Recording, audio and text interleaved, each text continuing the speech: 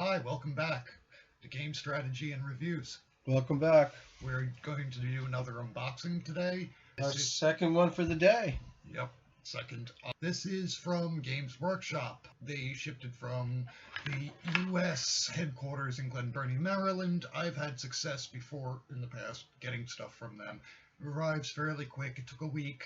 Not quite as quick as the other package, but within a week is more than a reasonable time between ordering and receiving something. I thought it came in good. Yeah, more than reasonable time. We're going to cut it open now, and this is going to be the Warhammer box set as an introduction to Warhammer. Let me see this. Ooh, lots of bagged air. Yeah. Oh boy. Save me from going to the oxygen bar this week. Exactly. And a nice plastic shrink wrapped box. As you can see, Warhammer's newest box set is... You get all that? Yeah, you get all It's amazing. that. You flip it around, it has the complete contents. Warhammer has many times in the past. But that's got to be plastic, right? Yep. It's all the figures inside will be plastic. They do certain figures still in metal, although that's decreasing. They're going, it seems, shifting over to doing stuff in resin, which is a little bit harder to work on. I would much rather work on either, metal or plastic, or a combination of both in my figures. This was, I think, $110 ordered through them. The price of the Warhammer box set has steadily gone up over the years. When I had very first bought it, I think it was around the fourth or fifth version of the game. It was Space Marines and Dark Eldar, which I got for $50. So that being, about 15 years ago, 15 years ago, the price has doubled since then. Roger's a big Warhammer guy. Yeah, I've liked it for quite a while. When I was first introduced it by my cousins, I did not think much of the game, believe it or not.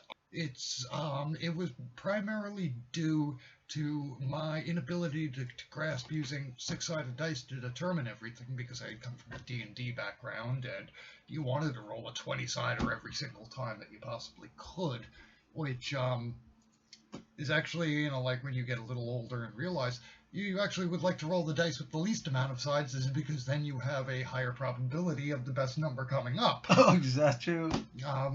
Being an immature gamer, I looked down my nose at Warhammer. However, I've come to like it because on a squad level, it resolves the combat very fast. The system with Dungeons & Dragons did not resolve combat very fast. As a matter of fact, a whole unit would take approximately a full 8 hours to resolve all the combat. Whereas this can be done in, a whole army can be resolved in, a couple of hours of gameplay. Like I said, the original version of the game, if you remember back in the Rogue Trader era, would allow you to utilize nearly any models that you actually had. Nowadays, Games Workshop is going and having just exclusive miniatures. If you scratch build, you have to use primarily their products, so it's a very good idea to save these boxes. There's a lot of stuff in there. You want to start opening, crack that thing open? I do. Yeah, because... I have really been jonesing to open this, mainly because, as having played before, I've had Space Marines quite a few times. This is a Chaos Space Marine and Space Marine set, and it has Terminators in, which I've never had. They're very expensive. These are all single castings, so that they're all single pose, basically. There's not going to be much posing on them. However, the pieces are nice. They give you a selection of bikes, Terminators, and a Dreadnought. Well, it's a Chaos-type Dreadnought in the back, This big red thing? Yeah, the big red thing. It's a giant, robot. Yeah, well, like in Lost in Space. It will, it rampages throughout the battlefield, and then you get a lot of other little miniatures. This also contains the Chaos Cultists, if you guys are interested in them, which are basically like the Chaos's Imperial Guard, even though they don't have the armor that the Guard has. And Not to say that the card has much armor. However, it also contains a small booklet with the newest version of the rules. And as many of you know, Games Workshop loves changing the rules on us gamers once every about 4 years to get some more money out of each one of us that wants to play their game. So, we are forced to buy something. No, nobody's forced to buy anything. No, we're not forced, but if you really like the game and... No, everybody, I know what you mean. I just want to put it in parenthetical. Yes, no one held a gun to my head and said, buy these miniatures. I know you like playing with little toy soldiers and painting them. Buy these miniatures or I'll kill you. No one said that, but, I wanted some more miniatures. But the advertising...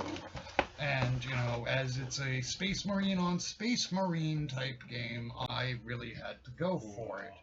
Ooh! Wow! Sprues and all sorts of good things.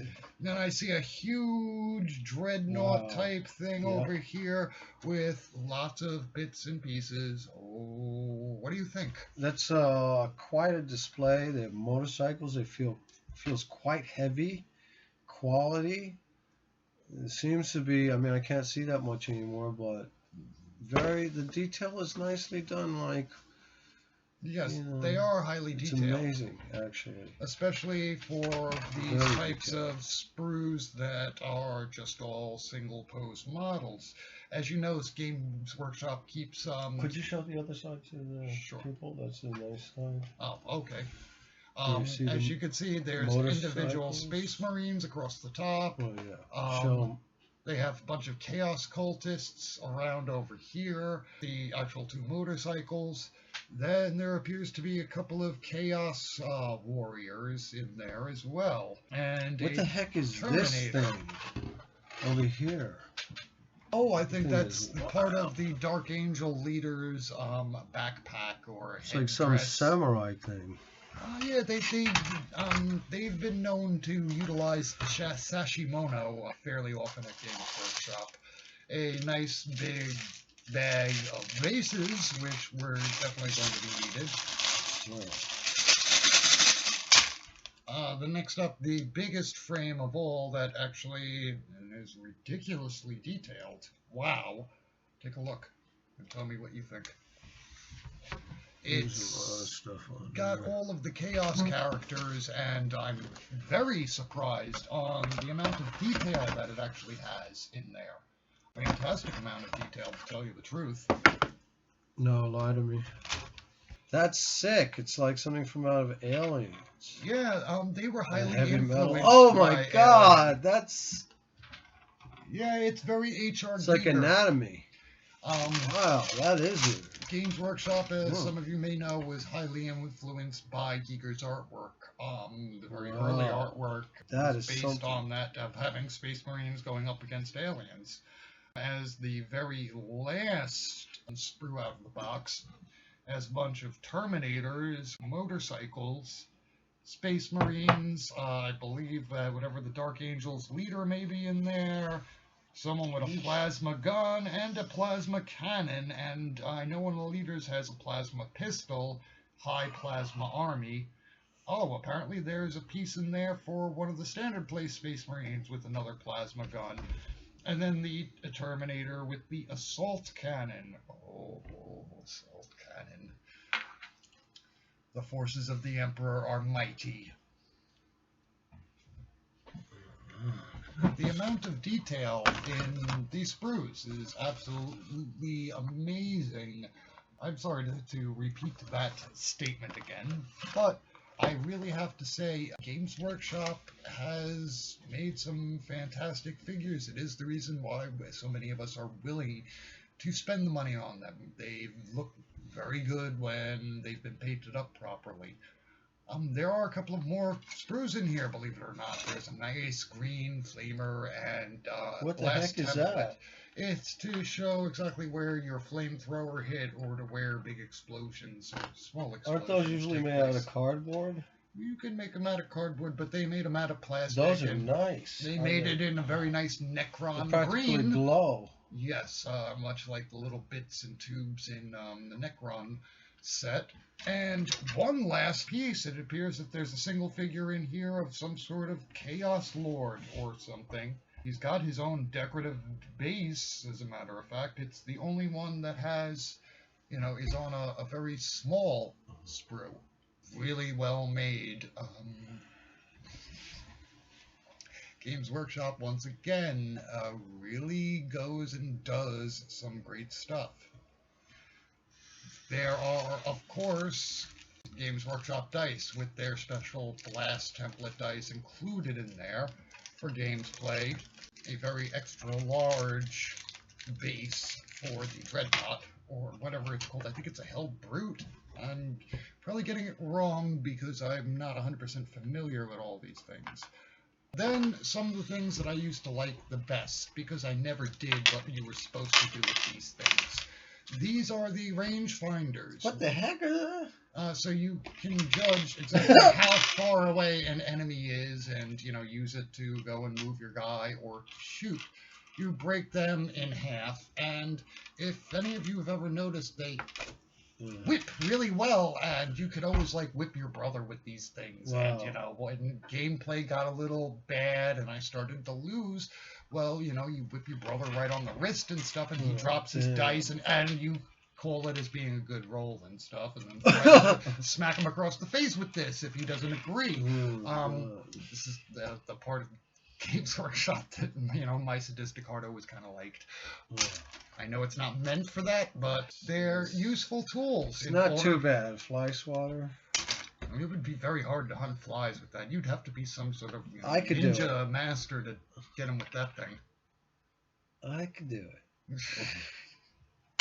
And the very last piece, which is the tiny little rule book, which I've been really looking forward to reading because it's the newest upgrade of all the rules, as well as the scenario book, the painting guide, the assembly instructions, all stacked away in one nice little thing.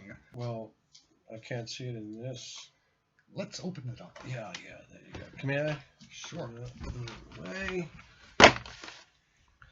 Let's see.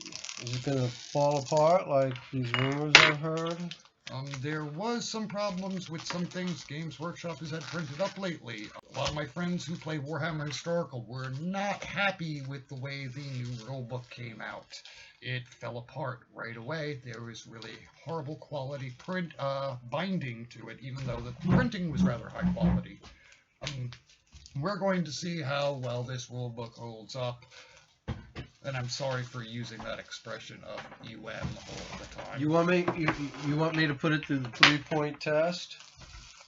3-point test? What's that? Is that? I'll show you. It's that outdoor. It's got outdoor component, indoor component, and the water damage. I thought we would just, take the book and whip it at the wall and see if it broke open, but it looks actually fairly nice. What do you think of the binding? Oh, this is beautiful. It's like a porno magazine. It's that glossy. It's amazing. Well, there is a character sheet for the special character that they've placed in here, as well as a little assembly instruction on the back, and apparently, he's a special character worth 65 points, so has to be used as such.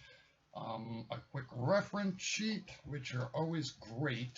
These things come in very handy. Dark Angels roster, Chaos Space Marine roster. On the inside, quick reference sheet, front and back. And then the How to Play Read This First Dark Vengeance book.